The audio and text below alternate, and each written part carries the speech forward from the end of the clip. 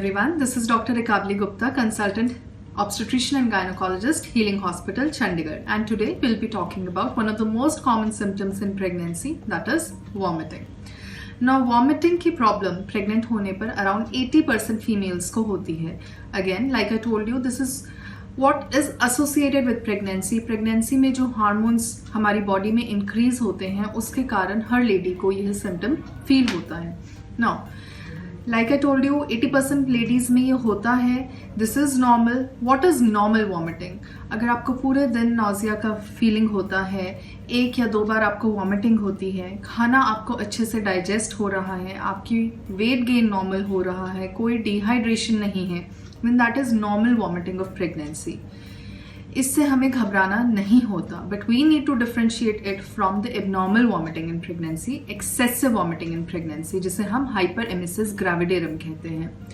Hyperemesis में आपको 3 to 4 vomiting के episodes से ज़्यादा होते हैं.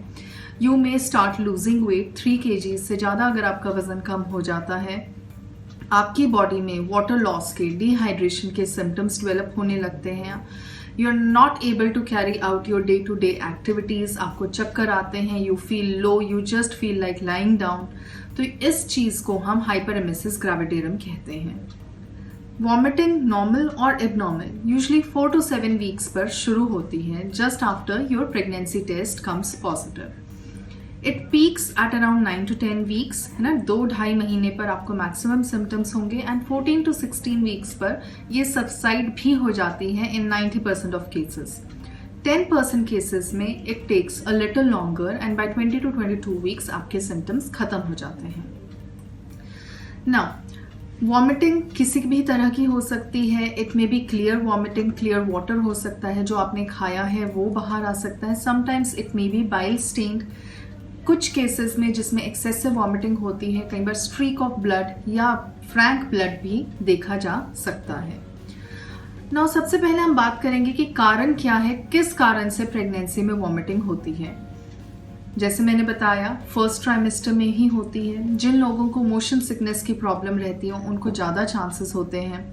फैमिली हिस्ट्री है, आपकी सिस्टर या मदर को अगर मॉर्निंग सिकनेस हुई थी तो आपके होने के ज़्यादा चांसेस हैं. मोस्ट कॉमनली ये फर्स्ट प्रेगनेंसी में होती है, बट देन रिकरेंट प्रेगनेंसीज में भी ये हो सकती है. मल्टीपल प्रेगनेंसीज, अगर आपके ट्विंस बेबीज हैं, ट्रिपलेट्स हैं, तो इसके होने के चांसेस ज़्यादा हैं और ज़्यादा सीवियरिटी के साथ ये होती है. अनप्लान्ड प्रेगनेंसीज, इलिजिमेट प्रेगनेंसीज में भी होता है. और एक कंडीशन होती है हमारी एच मोल, हाइड्रेटिफॉर्म मोल, उसमें भी ये काफ़ी ज़्यादा होती है. Again, like I told you, hormones, जो बीटा HCG हमारी प्रेगनेंसी को मेंटेन करके रखता है, उसी के कारण वॉमिटिंग भी एसोसिएटेड होती है. कुछ और हार्मोन्स होते हैं जैसे रिलैक्सिन, ईस्ट्रोजन और इम्यूनोलॉजिकल फैक्टर्स, जिसके कारण ये प्रेगनेंसी में बढ़ जाती है. डाइटरी डेफिशिएंसी, विटामिन B1 और B6 की कमी जिन बॉडीज में होती है उसमें इसकी सीवियरिटी ज़्यादा होती है. प्रेगनेंसी में हमारी सारी बॉडी स्लो हो जाती है, ब्लड फ्लो स्लो हो जाता है, हमारा इंटेस्टाइनल मोटिलिटी मतलब खाना डाइजेस्ट करने की जो स्पीड है वो कम हो जाती है, जिसके कारण खाना ऊपर की तरफ रहता है and you may feel more nauseous, more full and more you may puke more. Neurogenic elements भी होते हैं. If you are under any kind of anxiety, stress, तो आपको वॉमिटिंग ज़्यादा होगी.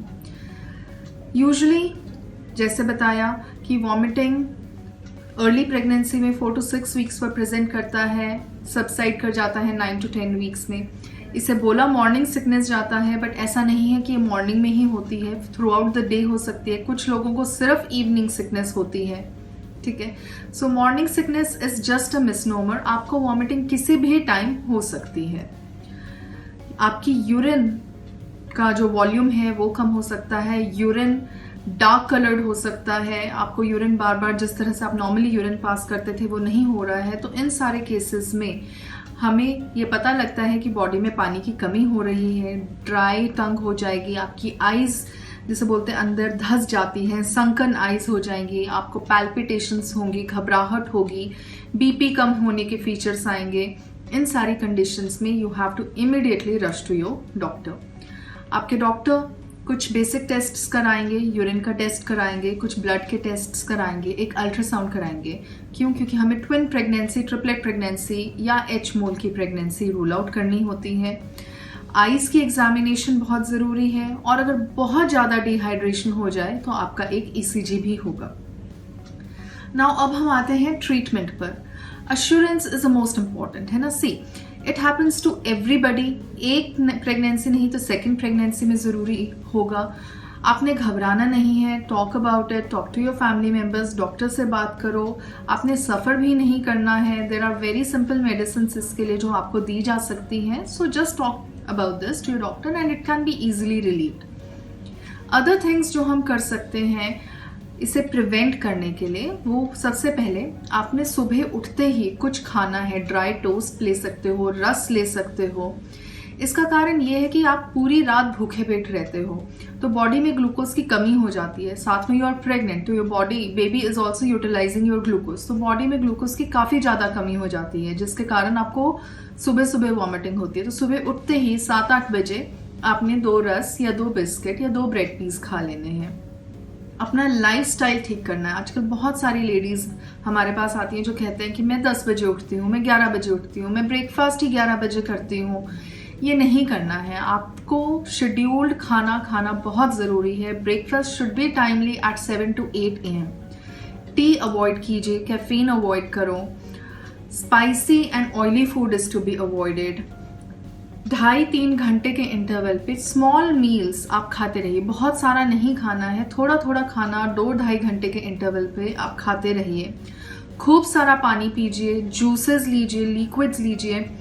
समटाइम्स व्हाट हैपेंस इज कि when you are cooking food, वो smell के कारण आपको नॉजिया वॉमिटिंग होना शुरू हो जाता है। तो थोड़े दिन अगर आप किचन अवॉइड कर सकते हैं तो that would be good for you. खाना ठंडा करके खाओ। गरम गरम चपाती या राइस से जो स्मेल आती है उससे आपको नॉजिया होता है, तो खाना ठंडा करके खाइए आप।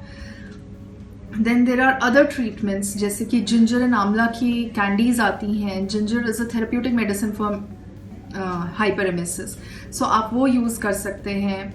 Take a regular walk. If there is any anxiety तो आप अपने डॉक्टर से बात करो, अपनी फैमिली से बात करो, and you should be fine. उसके बावजूद अगर आपको वॉमिटिंग हो रही है then there is a simple medicine which is to be taken at night time.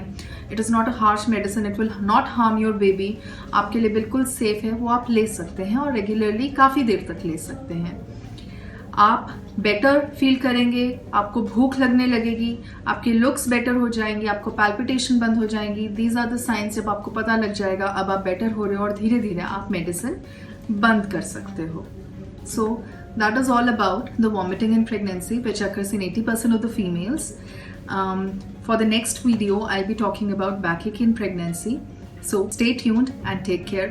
For any help, you can call us, and we are also available for video consultation. Thank you.